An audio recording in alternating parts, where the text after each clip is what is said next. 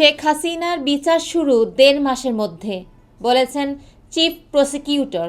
চলতি মাসেই শেখ হাসিনা সহ প্রধান কয়েকটি মামলার তদন্ত প্রতিবেদন হাতে পাওয়া যাবে বলে প্রত্যাশা করেন মানবতা বিরোধী ট্রাইব্যুনালের চিফ প্রসিকিউটর তাজুল ইসলাম। তিনি বলেন, প্রতিবেদন হাতে পেলে ১ থেকে ১.৫ মাসের মাথায় বিচার কাজ শুরু করা সম্ভব।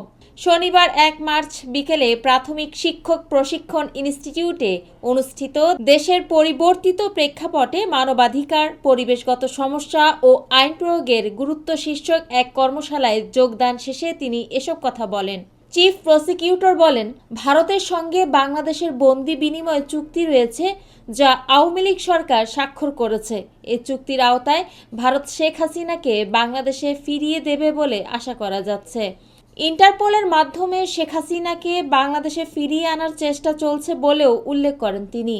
গণমাধ্যম কর্মীদের এক প্রশ্নের জবাবে তাজুল ইসলাম বলেন, বিচার প্রক্রিয়া শুরুর পর বলা যাবে কতদিন সময় লাগবে, কারণ যে নথিগুলো আছে, digital evidence, live evidence, documentary evidence আছে এবং দুই পক্ষের সাক্ষীর ব্যাপার আছে।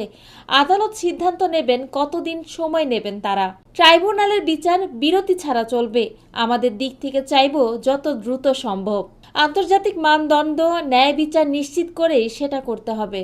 সাক্ষ্য গ্রহণ প্রসঙ্গে চিফ প্রসিকিউটর বলেন, সব আহত ও শহীদ পরিবার কিন্তু ট্রাইব্যুনালে আসছেন না। পাবলিক বিশ্ববিদ্যালয়গুলোতে আমরা গণশুনানির আয়োজন করেছি। আহতদের কাছে যাচ্ছি, তাদের বোঝাচ্ছি, আপনাদের কাছে যে তথ্য আছে সেগুলো দেন।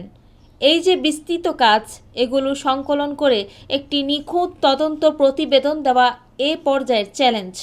দ্বিতীয় চ্যালেঞ্জ হবে ট্রাইব্যুনালকে বিতর্কিত করার জন্য পরাজিত দোসররা নানাভাবে চেষ্টা করবে।